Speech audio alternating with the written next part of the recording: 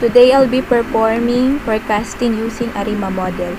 So as you can see sa ating screen, may mga data dyan.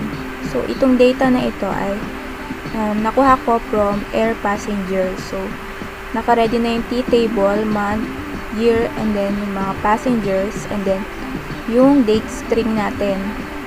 So ready ko na siya, and then nakasave na rin siya as CSV file. So magtungo tayo sa ating Anaconda Navigator. So we will be using Jupyter Notebook. So i-launch natin siya. So hintayin lang natin siyang mag-load, mag-launch, and then so ayan. So napunta tayo dito sa homepage nitong Jupyter. So i-click lang natin, hindi pa, meron na akong ginawang folder ng air passenger. So i-click lang natin siya, and then naka-upload na dito yung data natin. So pag mag-a-upload lang dyan is i-click lang yung upload, and then yung file lang na kakailanganin nyo is pwede naman i-open dito. So i-upload lang natin siya. So dito nakagawa na ako. So i-open lang natin to untitled. So ayan.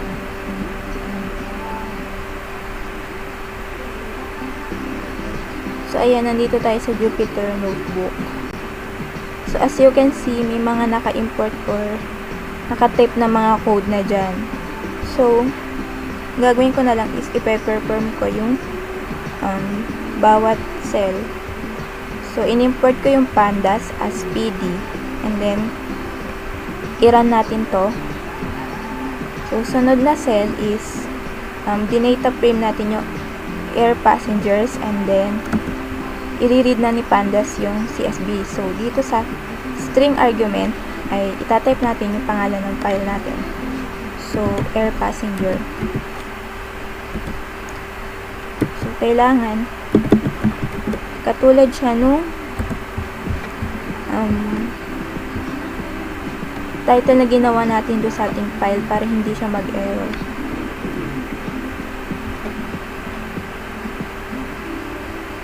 So hintayin lang natin. So i-type natin dito. Yan. Passenger dot CSV. So ayan, i-run natin to, and then i-display natin yung header. So ayan, so mapapansin nyo na konti lang yung lumabas na information dyan kasi heading lang siya. So kung gusto natin makita yung dulo ng ating data or yung pinakang last is, so hanggang saan ba siya? So hanggang 145 na cell, and then ito yung mga huling dates and then number na nandun sa ating Excel. So tingnan natin kung katulad ba siya nung lalabas dito sa table. So i-run natin siya. So ayun, hanggang 143. So yun lang yung ni-read niya hanggang October, December pala. So ayan, and then info. So i-run lang natin yung info. So ayan, pare-pares lang sila din. So integer niya is 64. Ganun din yung sa year, and then sa passenger. So ayan. So sunod naman is yung sa date string. So you can see ito yung date string natin. And then nasa gilid niya is mga indices ng row lang yan. So gagawin natin dito is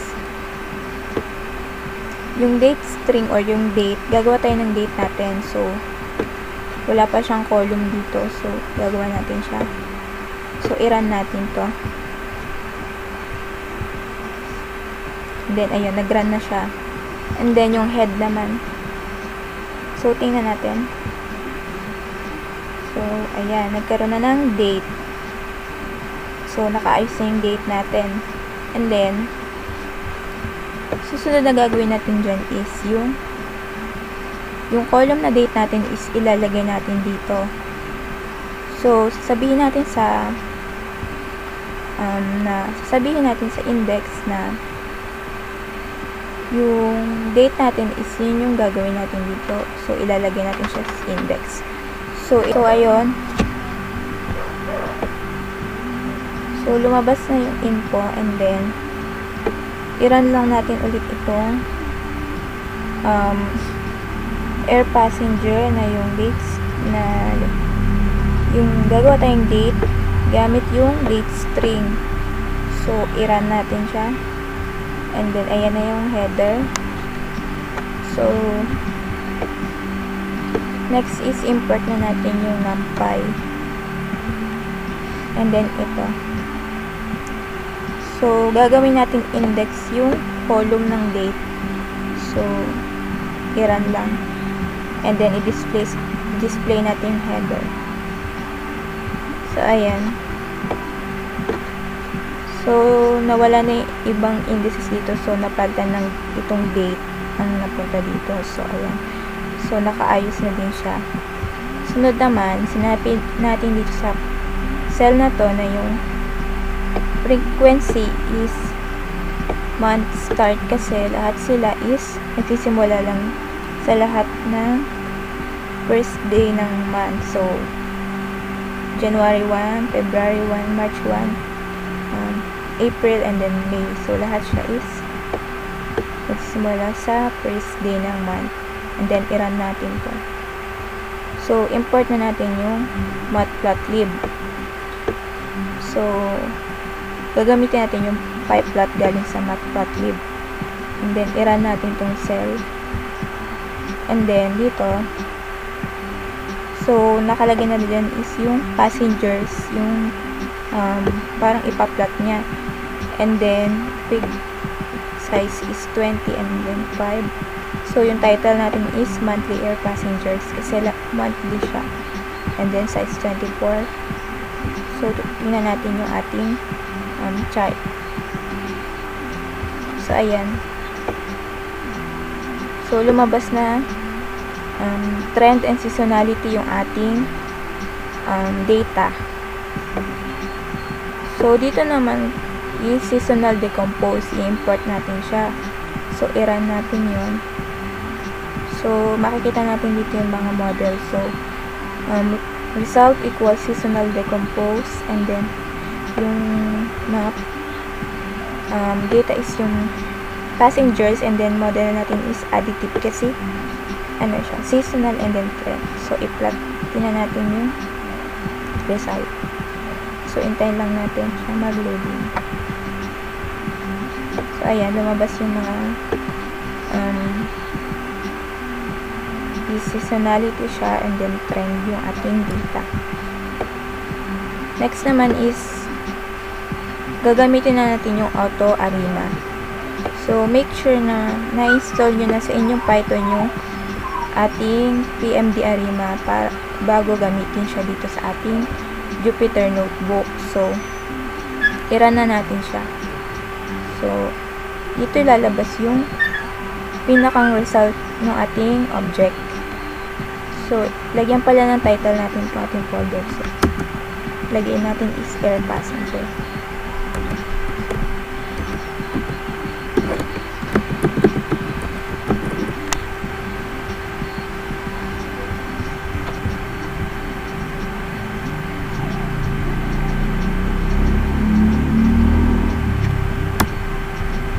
So, ayan.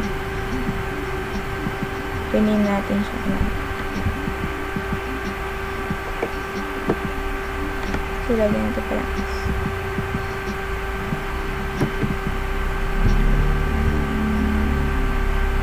Air passengers. So, ayan. So, ayan.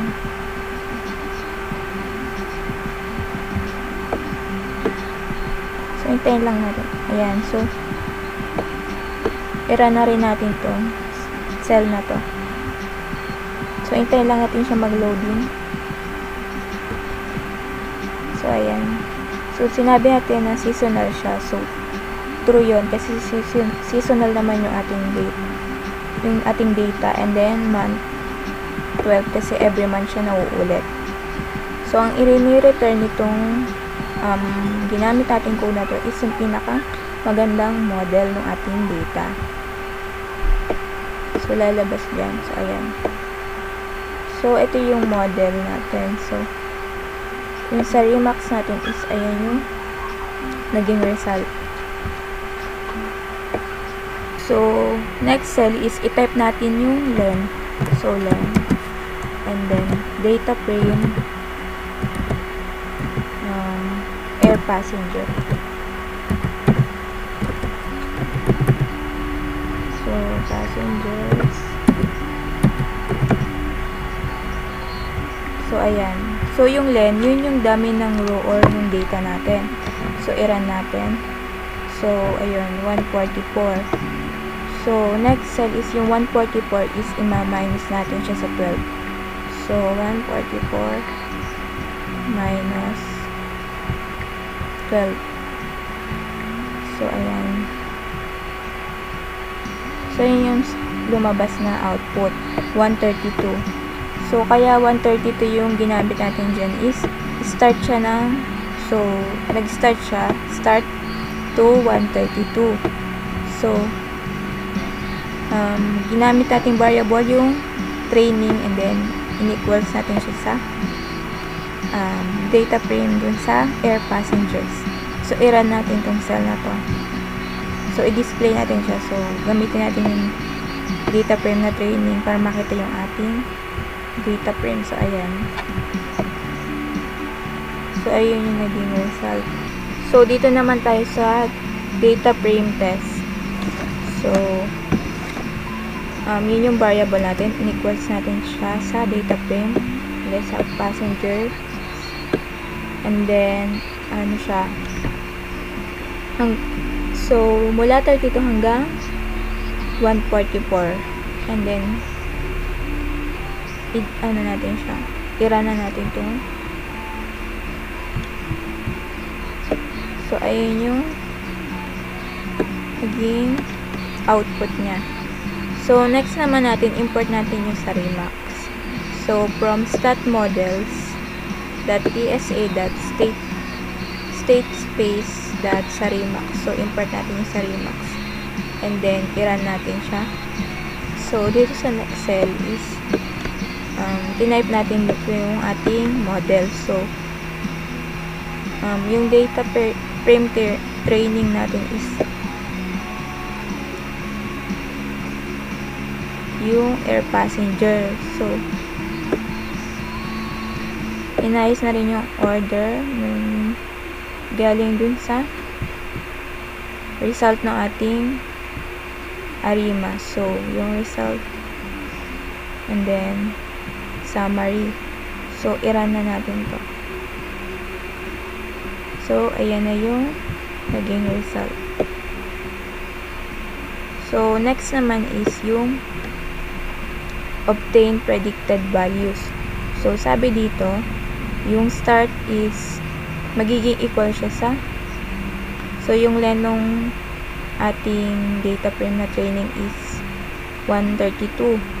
So, yung end value naman ay magiging equals dun sa length nung test. So, 12 yon. And then, magpo-produce siya ng index. So, tingnan natin yung magiging result dito. So, titingnan natin yung magiging predictions. So, i-type natin sa next cell is predictions. So, i-run na natin ito. So, ayan yung naging predictions. So, makikita natin na nandyan pa rin yung mga nasa index na date. And then,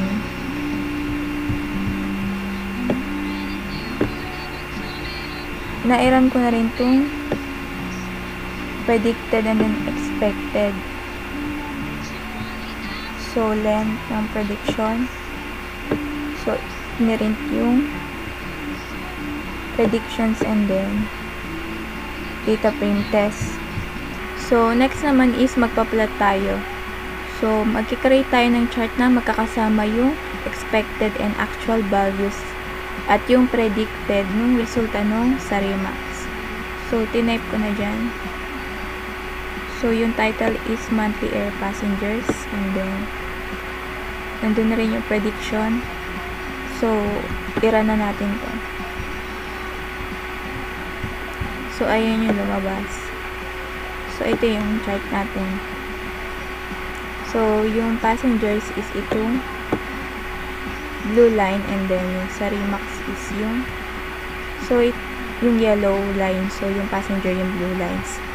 So, next naman is yung evaluate the model. So, sabi dito from sklearn.metrics, import daw natin yung mean squared error. So, yung MSE. So, sinabi natin dito is yung gamit yung data frame na test yung passengers and then prediction and then yung ipiprint yung Sarima model natin. So, i-run na natin to. So, ayun yung naging result. Sunod naman, squared natin yung MSE. So, import math and math.squared and then yung MSE. So, i-run natin siya. So, ito yung square root nitong MSE. So, sunod dito is yung model is inequals natin siya sa Remax.